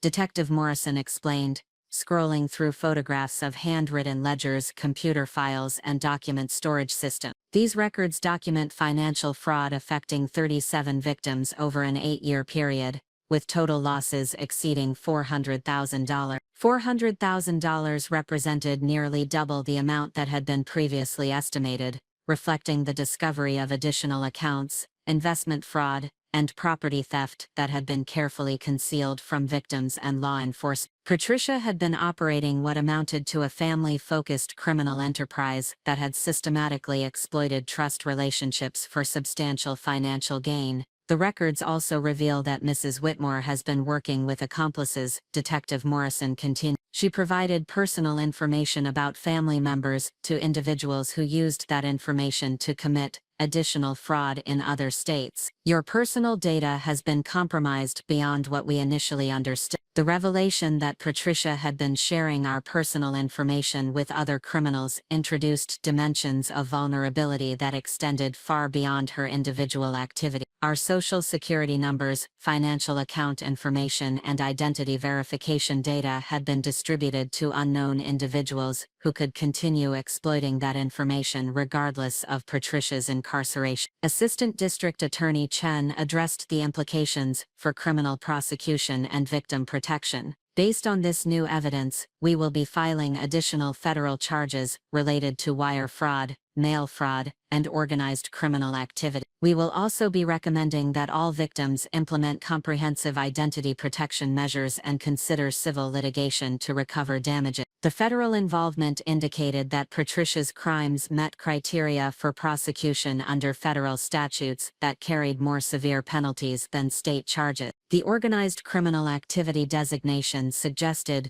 coordination with other individuals that elevated her actions from individual fraud to participation in criminal conspiracy. Detective Morrison, David asked, "What specific evidence did you find about my mother's accomplice?" The detective consulted his files before responding with information that revealed the sophisticated nature of Patricia's criminal network. Your mother maintained communication records with individuals in Florida, Texas, and Nevada who specialize in identity theft and financial fraud. She provided them with detailed personal information about family members in exchange for assistance with creating fraudulent accounts and accessing financial resources. The interstate coordination demonstrated planning and organization that contradicted any characterization of Patricia's activities as impulsive or desperate action. She had been conducting business relationships with professional criminals who had provided technical expertise and resources that enabled more sophisticated fraud than she could have accomplished independently. Jennifer spoke for the first time since entering the conference room, her voice reflecting the exhaustion and frustration of discovering that her victimization was more extensive than previously understood. "Are you saying that Patricia sold our personal information to other criminals who are still using it to commit fraud?" "That appears to be accurate," Detective Morrison confirmed. "We found evidence that Ms. Whitmore received payments for providing family member information to individuals who used that data to open accounts and access financial resources in multiple states. The criminal activity involving your information may be continuing even though Mrs. Whitmore is in custody." The ongoing threat meant that all victims would need to implement permanent protective measures rather than simply addressing damage from Patricia's individual activity. Credit monitoring, fraud alerts, and regular financial reviews would be necessary indefinitely to prevent continued exploitation by unknown criminals who possessed our personal information. The federal investigator agent Sarah Hendricks provided additional details about the scope of criminal activity that had been uncovered through the residential search. Ms. Whitmore's records indicate that she has been targeting family members and family friends for systematic exploitation since 20. The operation appears to have generated substantial income that was used to maintain a lifestyle significantly beyond what her legitimate resources would have supported. The timeline confirmed that Patricia's criminal activities had been occurring throughout the entire duration of David's and my relationship, including our engagement period, wedding planning, and early married life. Every family interaction, holiday celebration, and social gathering had been opportunities for criminal reconnaissance and victim assessment. Agent Hendricks, I asked, what lifestyle elements were being supported through criminal proceeds. The agent consulted her documentation before providing details that revealed how thoroughly Patricia had integrated criminal income into her daily financial management. Mrs. Whitmore's expenses for housing, transportation, travel, entertainment, and luxury purchases exceeded her legitimate income by approximately $60,000 annually. The difference was funded entirely through proceeds from identity theft and financial fraud. $60,000 per year represented the equivalent of a substantial salary that Patricia had been earning through criminal activities targeting her own family members.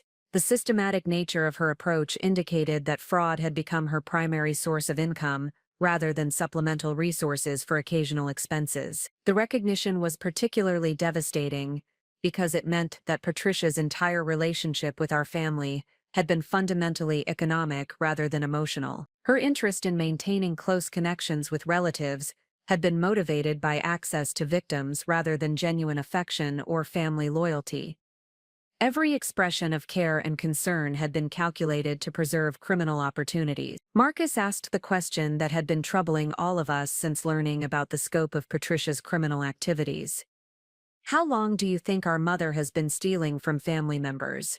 Did this behavior begin recently, or has she been doing this throughout our childhood? Agent Hendricks responded with information that provided devastating context for understanding Patricia's long-term approach to family relationships. Based on the records we discovered, Mrs. Whitmore's criminal activities appear to have escalated gradually over approximately 12 years. We found evidence of earlier fraudulent activities dating back to 2012, suggesting that her criminal behavior has been developing and expanding throughout your adult lives. 12 years of criminal activity meant that Patricia had been stealing from family members since David and Marcus had become financially independent adults. Her criminal career had coincided with her son's turns into careers, marriages, and financial responsibility, suggesting that she had viewed their increased earning capacity as opportunity for expanded criminal targeting. The timeline also revealed that Patricia's most sophisticated criminal activities had developed during the period when she had been providing financial assistance and family support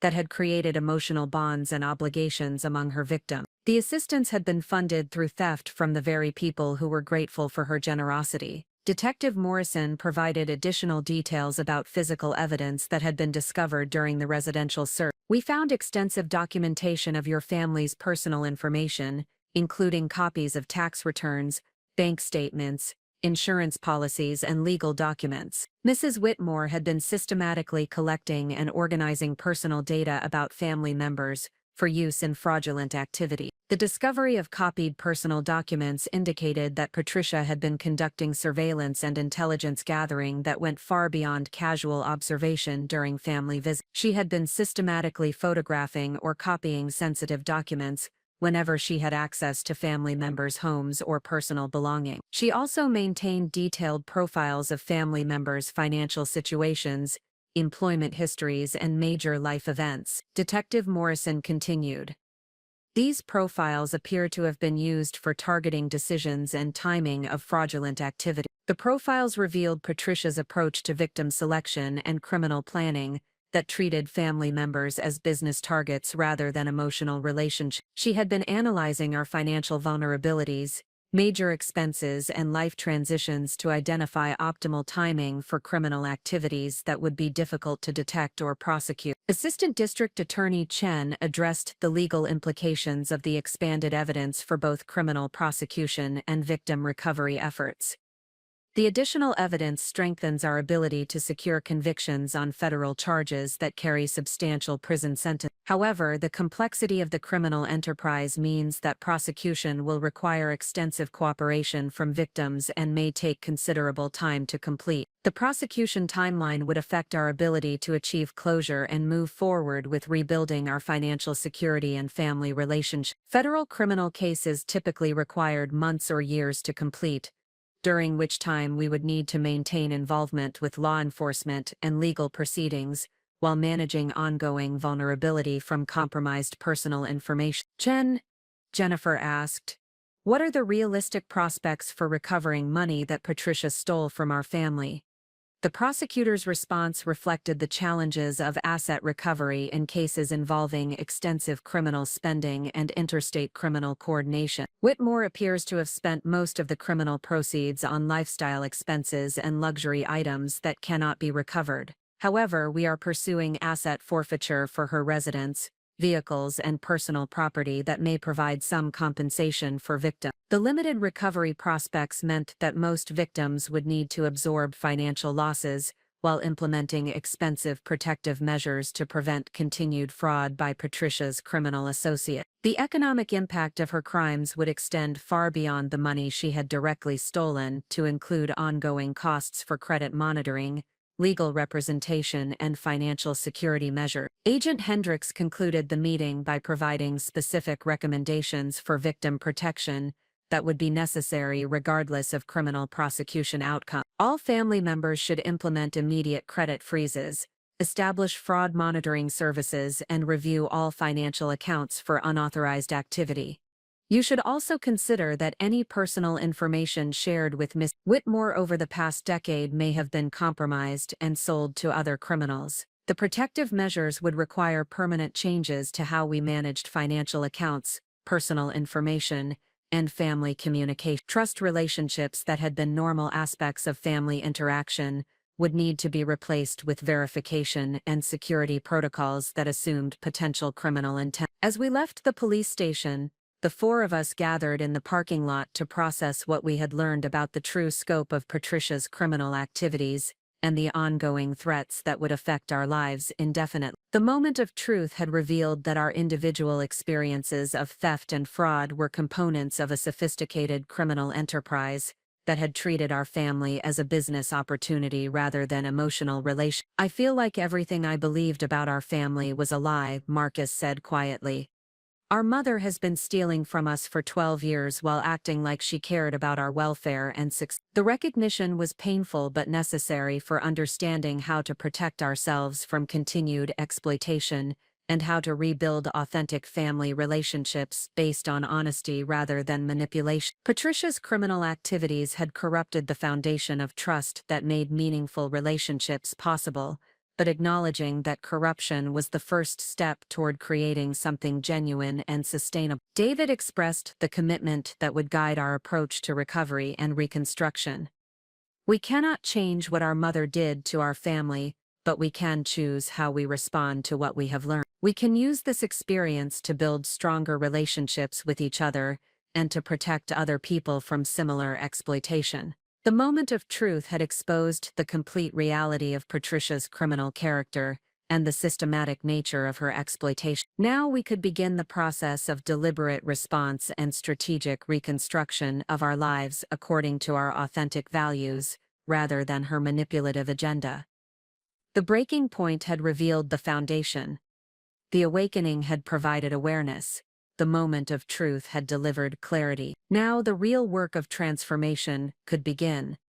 The kitchen table in our home had become a command center for financial recovery and legal coordination, covered with documents that represented the complex process of rebuilding lives systematically damaged by years of criminal exploitation. Detective Morrison's revelations about Patricia's criminal enterprise had transformed our approach from addressing isolated incidents to implementing comprehensive protection and recovery strategies that would affect every aspect of our future decision-making. David sat across from me, reviewing correspondence from federal prosecutors who required detailed victim impact statements for Patricia's upcoming trial proceeding. The federal charges carried potential sentences of 15 to 20 years in prison, representing consequences that would effectively end Patricia's criminal career while providing protection for current and future victims. However, the prosecution's success depended upon victim cooperation and testimony that would require us to remain engaged with legal proceedings for extended periods. The decision we faced was whether to pursue maximum criminal penalties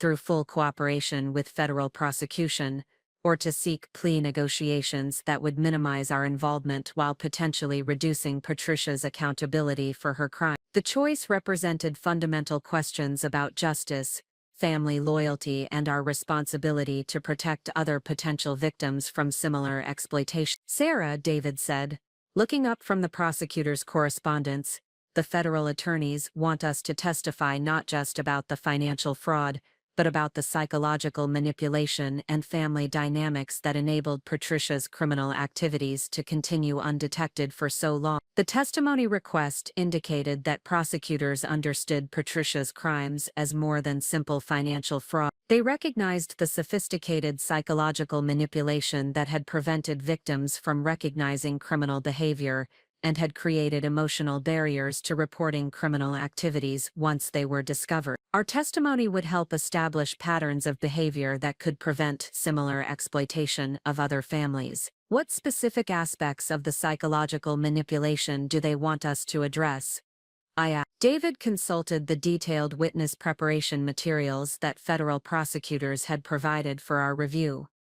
They want testimony about how Patricia used family obligations and emotional guilt to prevent victims from questioning her activity. They also want documentation of how she isolated victims from external support systems that might have provided alternative perspectives on her behavior. The prosecution approach reflected sophisticated understanding of criminal psychology and victim manipulation techniques that extended beyond traditional financial fraud cases. Federal prosecutors were building cases that addressed both the criminal acts and the systemic manipulation that made those acts possible and sustainable over extended periods. The request for psychological testimony raised complex questions about family privacy, emotional boundaries, and our willingness to expose intimate details of family dysfunction to public scrutiny. Criminal trials required victims to articulate painful experiences in formal settings while being cross-examined by defense attorneys whose responsibility was to challenge victim credibility and minimize criminal accountability. David,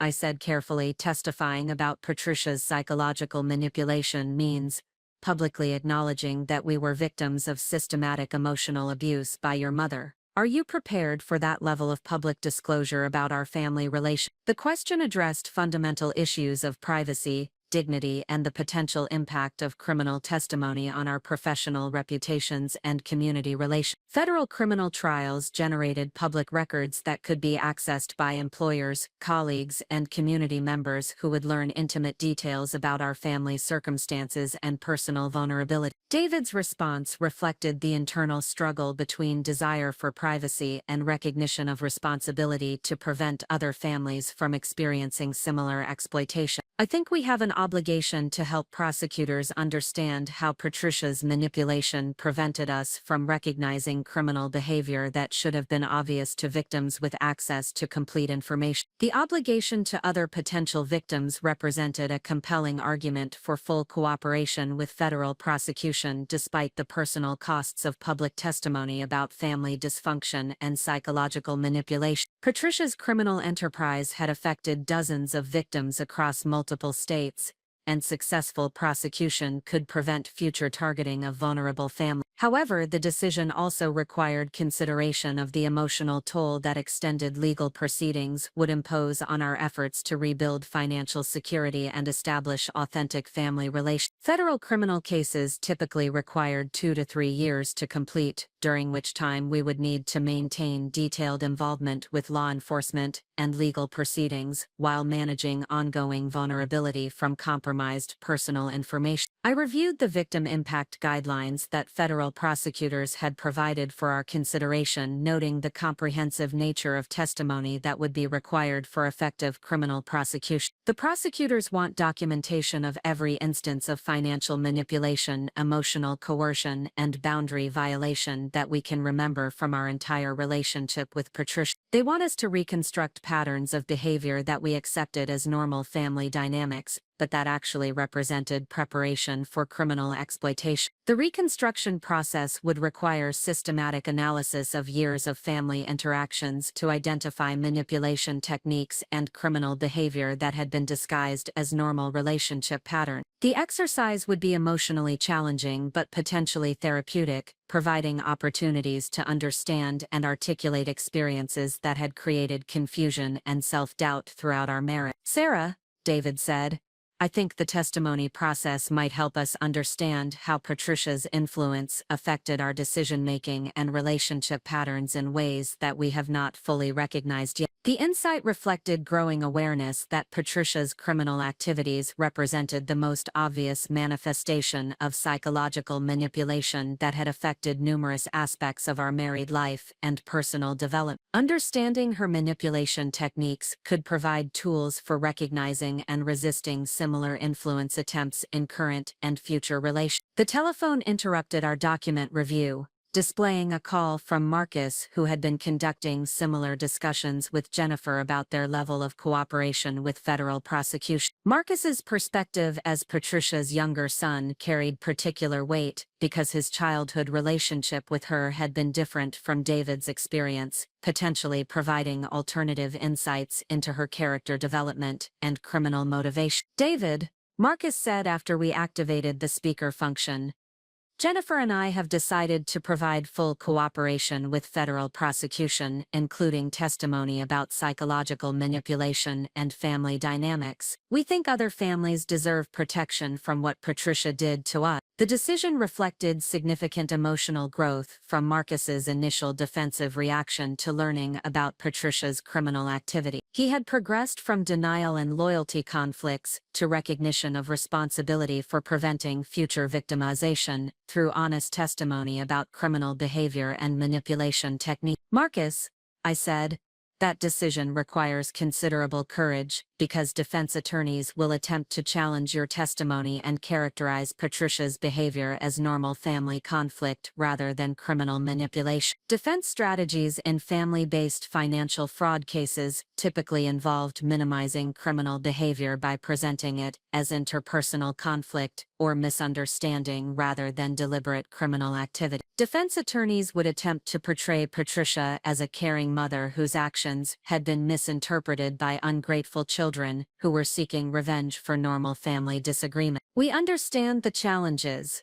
Jennifer responded, "but we also understand that Patricia's manipulation techniques are probably being used against other families right now. If our testimony helps prosecutors convict her and prevent future victimization, then the personal discomfort is worthwhile." The commitment to protecting other potential victims represented a transformation from individual recovery focus to recognition of broader social responsibility. Patricia's criminal enterprise had been sophisticated enough to affect multiple families across several states, suggesting that similar operations might be targeting other vulnerable family systems. After ending the call with Marcus and Jennifer, David and I continued reviewing federal prosecution materials while discussing the implications of full cooperation with criminal proceedings. The decision would affect our lives for several years and would require us to maintain detailed involvement with legal processes while simultaneously rebuilding financial security and family relations. "David,"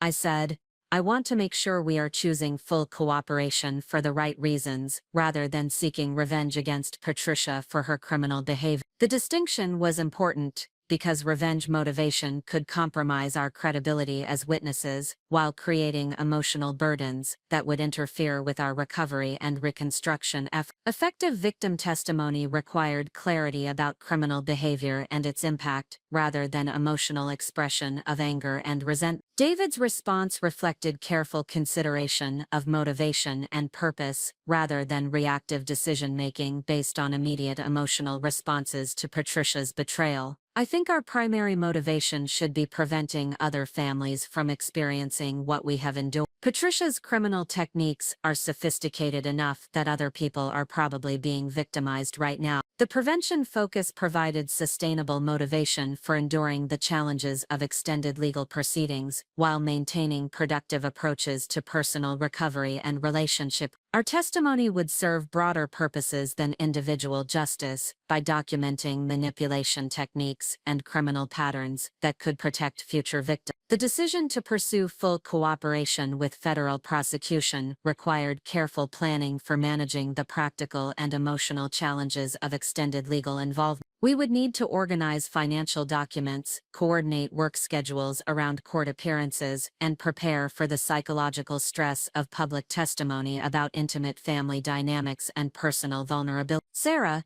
David said, "We should also consider how our decision about cooperation with federal prosecution affects our relationship with other family members who might have different perspectives on Patricia's criminal accountability." The observation addressed potential conflicts with extended family members who had not been directly victimized by Patricia's crimes and who might view criminal prosecution as an appropriate response to family problems. Some relatives might pressure us to minimize our cooperation with law enforcement to preserve family privacy and avoid public disclosure of family dysfunction. I thought about conversations with my own family members who had expressed concern about the personal costs of criminal testimony while acknowledging the importance of holding Patricia accountable for her crime. The feedback had been generally supportive, but several relatives had questioned whether federal prosecution was necessary given that Patricia was already facing state charges for her criminal activity. "David,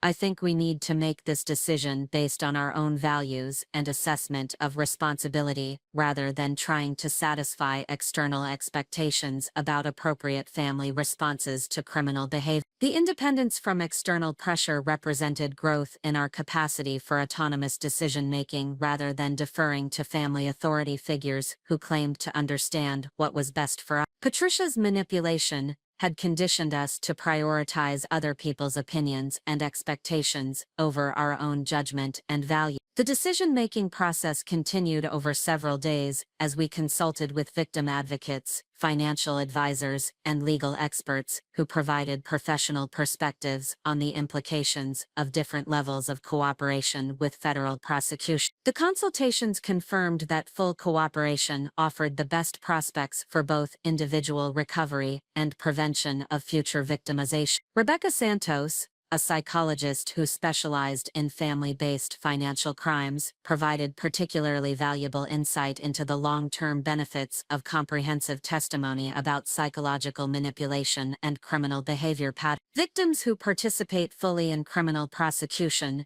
typically experience better psychological recovery because the process helps them understand and articulate their experiences rather than maintaining confusion and self-blame about what occurred. The psychological benefits of testimony represented an unexpected advantage of full cooperation with federal prosecution. Rather than simply enduring legal proceedings as necessary burden, we could use the testimony process as structured opportunity for understanding and communicating experiences that had created emotional confusion and relationship difficulties. "Dr. Santos," I asked, "what specific psychological benefits do victims typically experience from testifying about manipulation and criminal behavior?" The psychologist explained how structured testimony helped victims develop clarity about criminal behavior and manipulation techniques that had been disguised as normal relationship patterns. Preparing for testimony requires victims to analyze their experiences systematically and articulate manipulation techniques in precise language.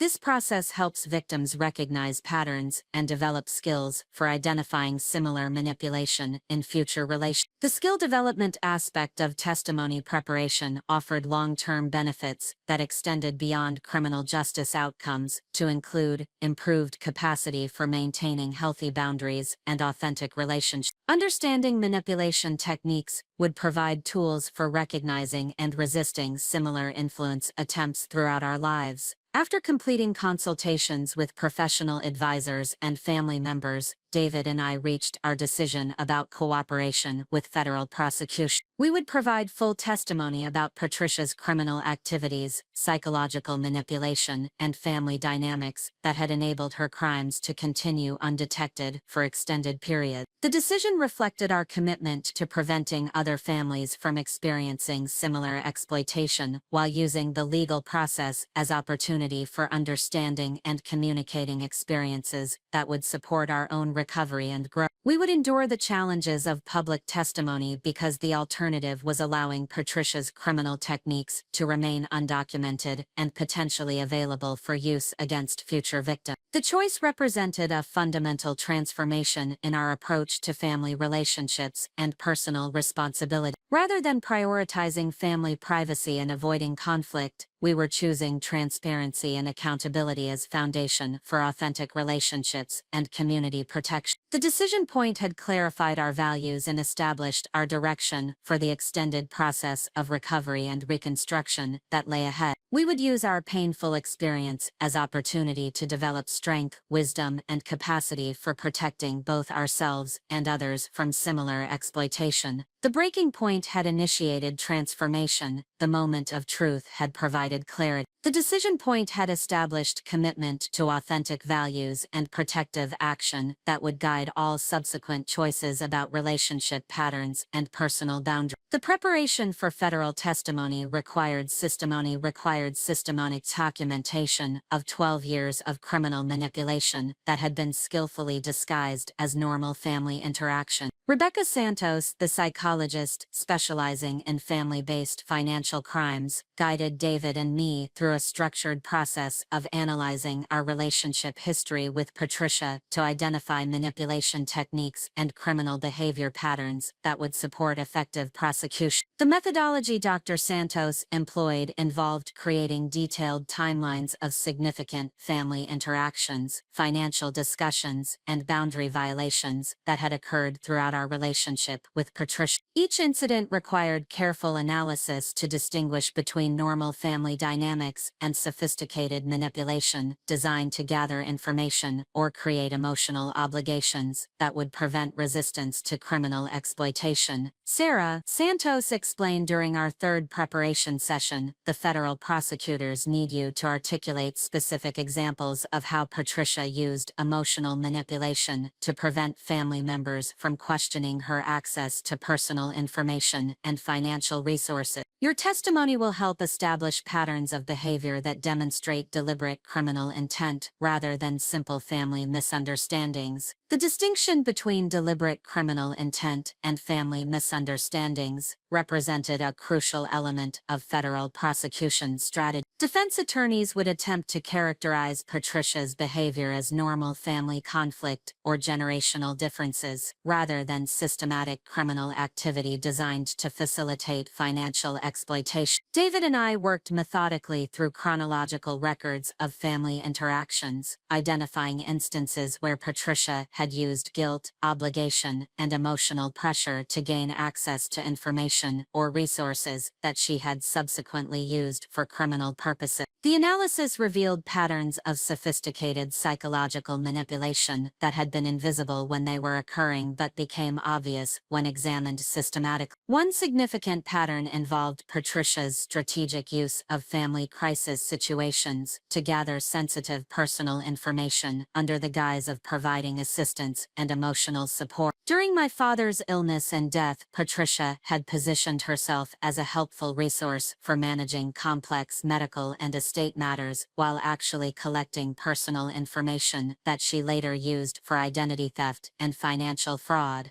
Dr. Santos, I said, reviewing documentation from that period, Patricia insisted on helping my mother organize financial documents and insurance paperwork after my father passed away. At the time, her assistance seemed genuinely caring and supportive. Now I understand she was gathering intelligence for criminal activities. The psychologist helped us understand how Patricia had weaponized normal family support systems to create opportunities for criminal reconnaissance while building emotional debt that prevented victims from questioning her subsequent action. Her assistance during crisis periods had created gratitude and obligation that she later exploited to justify boundary violations and resource access. This pattern represents sophisticated criminal psychology, Dr. Santos explained. Patricia understood that people experiencing grief and stress are particularly vulnerable to manipulation and less likely to question the motivations of family members who offer assistance during difficult periods. The insight provided context for understanding how Patricia had timed her most aggressive criminal activities to coincide with periods when her victims were emotionally vulnerable and unlikely to scrutinize her behavior carefully. The targeting of family members during crisis periods demonstrated strategic planning that contradicted any characterization of her activities as impulsive or opportunistic. David's analysis revealed similar patterns of manipulation during his career transitions and major life decisions. Patricia had consistently positioned herself as a trusted advisor during periods when he was making important choices about employment, housing, and financial planning, while actually steering him toward decisions that increased his vulnerability to her criminal exploitation. Up next, you've got two more standout stories right on your screen. If this one hit the mark, you won't want to pass these up. Just click and check them out. And don't forget to subscribe and turn on the notification bell so you don't miss any upload from us.